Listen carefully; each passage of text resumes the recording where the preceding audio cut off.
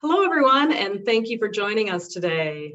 I am Nancy Rainwater, the Vice President of Communications for the Alzheimer's Association Illinois chapter. Today's conversation revolves around identifying the warning signs of Alzheimer's disease and the importance of culturally competent care for your loved one after diagnosis. I am joined today by our new Illinois Board Chair, Aimee Nolan, immediate past Board Chair, Victoria Raymont, and Diversity and Inclusion Committee member, Osvaldo Montelongo. I just want to thank you all for joining us. The three of you have had such different and unique experiences with the disease, but there's definitely something to be learned from each of your stories. So I want to start with introductions and how the disease has touched your lives. Aimee, if you can, we'll start with you. Great. Thank you, Nancy, and thank you for the opportunity to spend time with the association today. This is such an important topic as I think back on my experience with my mother. I do the work that I do with the Alzheimer's Association really to honor my mother, who was diagnosed with young onset Alzheimer's at the age of 55 years old. So, in the early days, when my mother was first becoming ill, we really thought she was actually potentially having hearing problems or maybe another type of medical issue due to her unusual behavior and her inability to continue to do the basic functions of her job, which was to manage a large office setting. And she had been in that job for probably about 20 years. It was a job with a lot of responsibility, and she always handled it beautifully, and she was great at her job. And we started to learn that she was failing in her role at work, and she ultimately no longer was able to keep her job.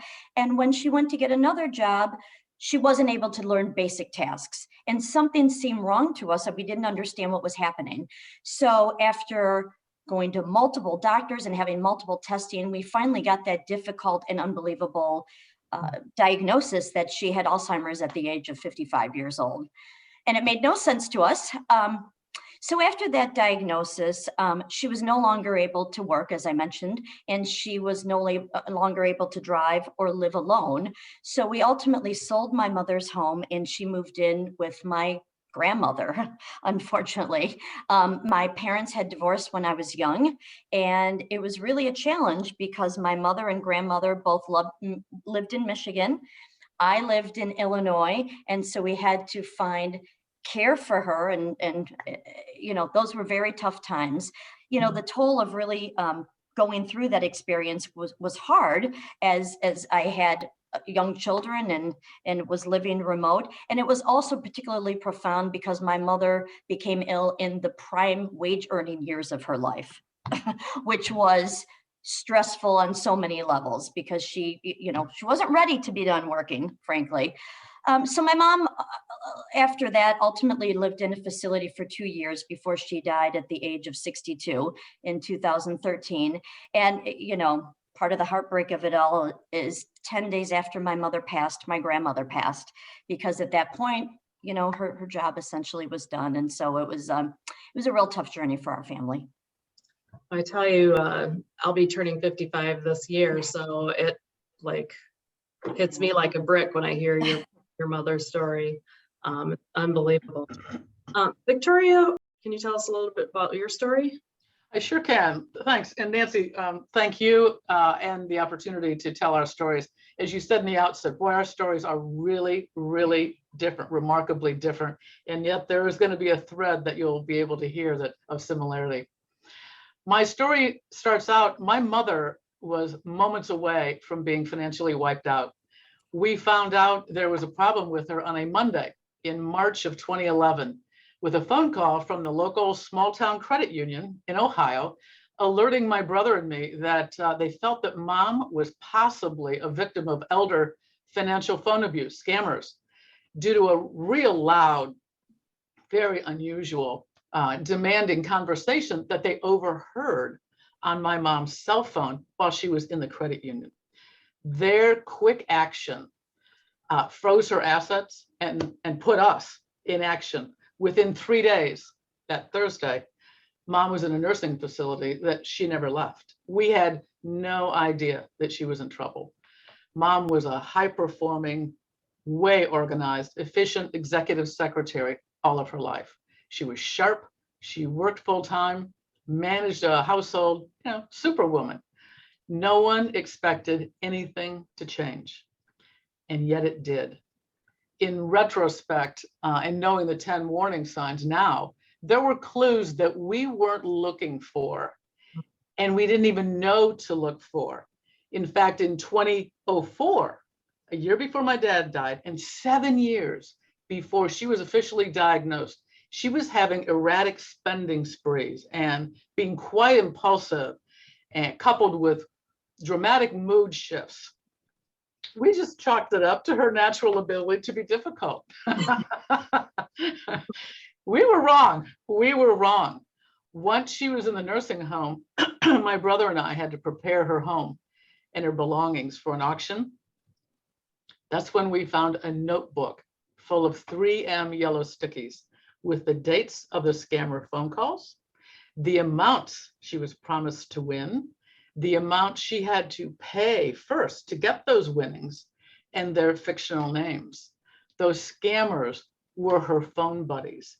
They were a source of conversation. It was beyond alarming and devastating to read this. So my real takeaway and message is to be very alert with high-performing loved ones. You don't expect anything but continued competence, and you're not looking for anything less. They know how to compensate for themselves in many sly, wily ways. Mm-hmm. So be vigilant and get to know these warning signs, and that it'll help you take notice of daily functions that get in the way of daily behaviors that get in the way of their daily functions, and help you notice things and ask things that you normally wouldn't do. Wow, thank goodness for that phone call in the bank, right? Small Town Credit Union, that's what this, you bet. And we went in and thanked them profusely. We'd have never known. Right. Wow. Osvaldo, how about you? Tell us a little bit about your experience and how Alzheimer's has impacted your life. Yeah. So mine starts basically when I was born. I always tell a story of my dad. So I'm first generation Latino, famous from Mexico, and my dad had me at 57 years old. And so from an early age, I already knew that, elder care / having older parents going to be part of my future. But I really didn't know like what dementia was, or what, nursing homes were, or any of the early signs. It wasn't up until I was in my early 20s that I had to make the difficult decision of moving my dad into a nursing home after a few incidents of him walking away and losing himself, and a few other incidents. And that was my journey into nursing homes, older, Alzheimer's, dementia, and really kind of opened my eyes in terms of, man, I'm just one, kid, Latino, that at the time had no idea what the signs were. And I think when I look back, hindsight, there's also a lot of situations that, friends of friends that also were in my community that, were experiencing the same things, but just didn't know what to do. I actually never got my dad. Most people don't know this, but my dad eventually passed in a nursing home. But he never got diagnosed for dementia or some type of dementia, and we knew he had it after him being in his nursing home, walking away, having a guard on him, and so for me it touches really close. Having a loved one that when he was in a nursing home, obviously you need a lot more care, and not only that, you need more specific care that's more culturally relevant to someone like my dad, who was a 40-year Mexican farmer, didn't know any English, and so it's one thing just to provide regular care, but it's like, how do you engage mentally, intentionally, older adults that need more of this culturally relevant higher care. So I want to touch on something that you just spoke about, and that is the culturally competent care. Each of your parents had their own cultural identity and diversity, be it diversity in age, gender, a variety of other factors, geography, that shaped their experiences. Did you encounter any challenges in receiving a diagnosis of your loved ones as the warning signs became more apparent? Anyone can respond. I guess I would say from my standpoint, just the challenge was that was in the mid 2000s when my mother was diagnosed. And I think that the methods of diagnosis were just less sophisticated as they are now. And so we went to multiple doctors, family care practitioners, et cetera, before, at least in her case, she was finally sent to the University of Michigan, where she went through a 2-day series of diagnoses that included an MRI and much more sophisticated diagnosis techniques like you would think about today.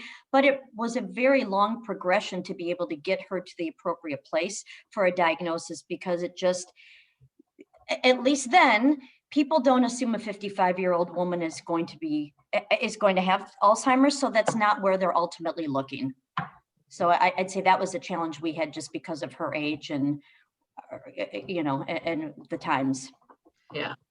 That's a great point, Amy. What's interesting is Mom's diagnosis was after we were alerted of the financial scammers.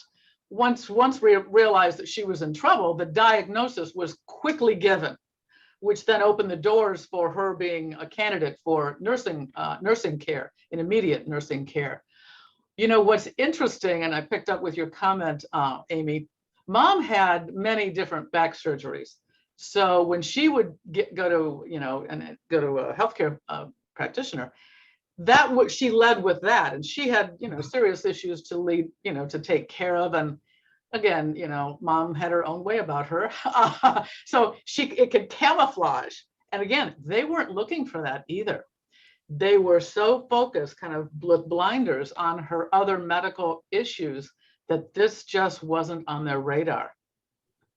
I will say one more thing. When you have a parent that's so young that is, that may have this diagnosis, it's really important to actually get the diagnosis so they can be eligible for Medicare and other benefits that they would not normally be eligible for since they're not 62. So it is important that you get that diagnosis in writing so they can get that extra level of care and support.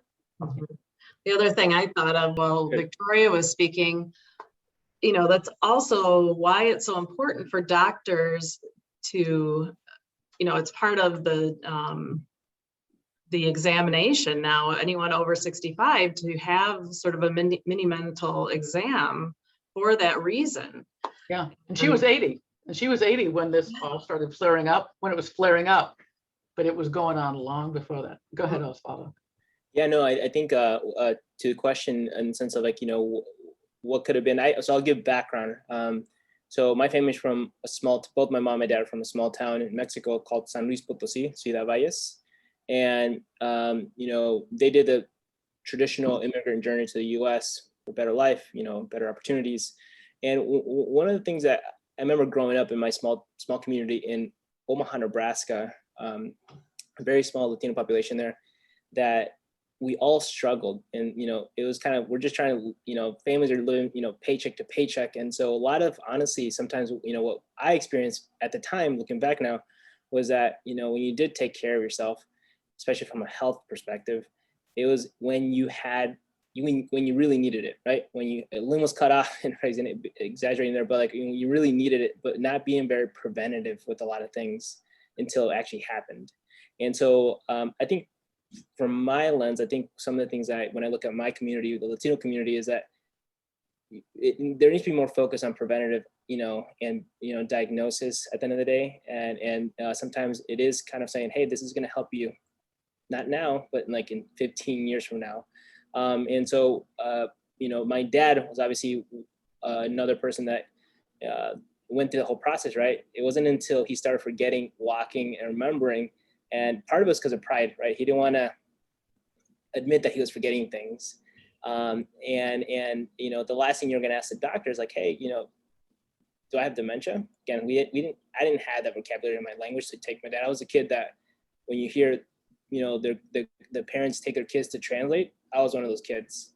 And so, the last thing they're going to have you do is, ask more complex questions when it comes to dementia. So again, I think it's very, very different, especially my opinion in the sense of like what I experienced, because I didn't know much. And that's kind of one of the things that I love to do now is like, advocate for people that just know that there are resources if you do, look in the right places.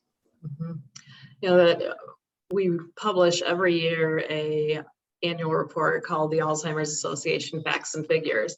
And it reveals the burden of Alzheimer's and dementia on individuals, their caregivers, the government, and even our national health system. And the most recent study examined how healthcare is still far from accessible and equitable for far too many Americans. And on average, half of dementia caregivers of color say that they have faced discrimination when navigating healthcare settings for their loved one. People of color want healthcare providers who understand their experiences and backgrounds, but fewer than 3 in 5 feel confident that they will have access to culturally competent providers. So Osvaldo, you mentioned cultural challenges once your father entered a facility too. How did you respond to those obstacles? Yeah, so I think one of the biggest things that I'm a big advocate for now is social isolation and loneliness, especially within senior living communities, and at home as well. When my dad was first moved into a skilled nursing facility, this is now 6 years ago. That first 6 months, I remember just one day walking in and just seeing he looked very depressed. Honestly, that's the best way to explain it. He was in the corner, and I actually asked him, I was like, hey, like, what's going on? And he's like, well, there's nothing for me to do here. And I think what I translate that when I looked what was around him during the day, I mean, they're just doing things that a skilled nursing facility would do, typical bingo, different types of programming that were very traditional to the population that we're serving then. But they really didn't have, sometimes programming that was very culturally relevant for my dad. And that really kind of like mariachi sessions, cooking shows, a variety of other things, and I think that's how I responded. I actually work in the space now and actually provide cultural programming for older adults like my dad, and just at the end of the day, very inclusive programming, because if you become socially isolated and loneliness, as you all know, that you're at a way higher risk for developing some type of dementia. And you have to figure out, what are the signs before it even happens. So yeah, that's a little bit of kind of what I'm doing now. That's great. That's great. It's wonderful that you're able to recognize that. Aimee and Victoria, you both had different experiences with your mothers. They're both had successful careers, had families, but their ages and care experiences, are vastly different. Aimee, could you speak more about the unexpected caregiver role you found yourself in after your mother's diagnosis? Sure. Yeah. As I mentioned, at the time of my mother's diagnosis, I was living out of state and I had 2 very small children. I had a baby and a 2-year-old. And, my mother was, in Michigan. My aunt was local and she really did the lion's share of the legwork to help make sure that my grandmother had everything she needed from a resource standpoint and to feel supported as she was caring for my mother, because my grandmother was not someone that would ever raise her hand and say enough is enough. And one of the things that was really a challenge that I would say, it's important that you recognize the signs with your loved one going through the disease, but it's important that you recognize the signs with your caregiver when all of a sudden they've reached their limit as well. My grandmother was probably in her 70s and 80s while she was caring for my mother. And we had a couple situations where my mother started wandering, and at one point, my grandmother had left to go get her hair done, and the police found my mother in the dead of winter with no coat on, supposedly walking her dog, but there was no dog. And my aunt and I had to realize at that point, my grandmother couldn't be a prisoner in her own home, but somebody needs to be there to recognize when these things happen, for you to know when the care you have for your loved one is no longer appropriate. And managing through all that when I was distant and having to kind of fly back and forth and manage taking time off from a very busy, professional life and small children, was really a challenge at the time. And, thank goodness I had my aunt at the time to rely on, but it's difficult as you're going through that when you're sort of in the prime of caring for your children and growing your career. So that was certainly a challenge. And then I would say probably once we realized that my grandmother, we needed to have my mom in a facility, probably my darkest day was the day that my mom actually moved into a facility, and she left my grandmother, which was very painful for my grandmother, and my aunt sort of facilitated it all. But doing all of that is it's a rough go for a family. Oh, I can't even imagine the stress you must have been under. Victoria, let's hear from you. Why is it important to be proactive? Well, Amy, you hit on something that I too experienced. I'm here in Chicago. Mom was in Ohio. That's 4.5 hours away. Mm-hmm. My brother, although in Ohio, was 2.5 hours away. So we weren't right there with Mom. Yes, she was in a nursing facility. We had monthly conversations with the nursing staff. My being on the board gave me a wealth of information that I could share with my brother, and it helped inform our conversations that we had with the nursing staff. Two things that I just remark about now. I didn't know. My mother got this 2 years before I was on the board. I didn't realize that 2/3 of people affected with Alzheimer's are women. Now, the irony here is I can put it together now and it all makes sense. Had I known that, both her brothers had Alzheimer's. Her older brother had it in his 50s, the younger onset, and her middle brother was in his late 70s. Mom was 80 when she was finally diagnosed. Had I known the preponderance of that with women, with both of her brothers, I'm telling you, it never clicked that this could really be happening in the family. Unbelievable that I didn't know it, right? The other thing was Mom fell and broke her hip 4 months before she died. You can only imagine. How do you tell someone that they just had surgery, why they had surgery, and why they can't put weight on their legs for a while? Now, I have to tell you, that was a real nerve-wracking thought. And of course, she was in a great facility. Nonetheless, you're thinking, how are they going to do that? And she's like the ever-ready bunny. She wanted a book, So that long distance, it added a little bit of anxiety about how do you handle that and how is she ever going to heal? And all of that. The long distance aspect to this was quite remarkable. And then not putting it together that we have a family history of Alzheimer's and that this is really happening to Mom. Pretty remarkable, isn't it? That just never crossed your mind. Yeah, I want to add one thing to that. It clicked that it was as a caregiver for my dad as well, right? I always saw myself. I brought my dad to Chicago so I can take care of him here, but we're first generation, so we have a ton of our family in Mexico, and just doing WhatsApp, messaging, Facebook sessions, so we can kind of just connect my dad to my other brothers in Mexico, his siblings and family, and just all the toll it takes on a lead caregiver. Is tough. And I think I agree with both of you in the sense like doing long distance communication, being the in-between person, it takes a huge toll, and eventually you do get to a burnout / breaking point that you kind of had to take a break and step back. So what advice would you give family caregivers who may feel discouraged as they try to find appropriate care for their loved one?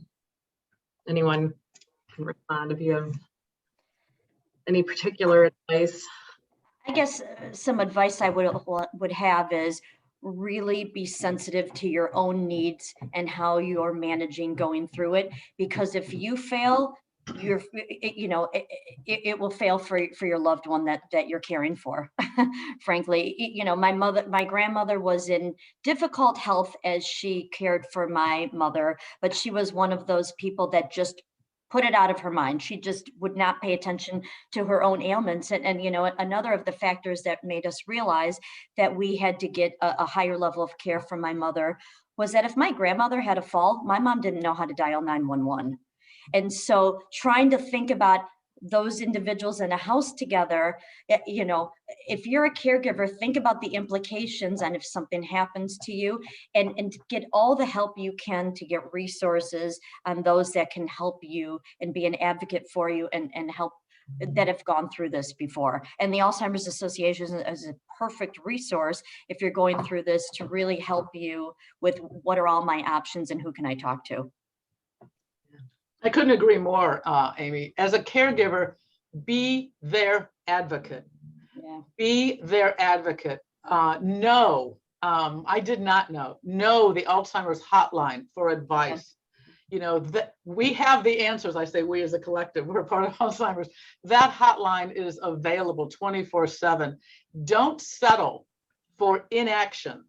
Do not settle for inaction or delayed testing. Time is not on their side. Share concern and knowledge with caregivers. Too many caregivers and the healthcare professionals, not caregivers, healthcare professionals are not trained or prepared to deal and look for the signs of Alzheimer's. And they definitely don't know the resources that Alzheimer's has to offer.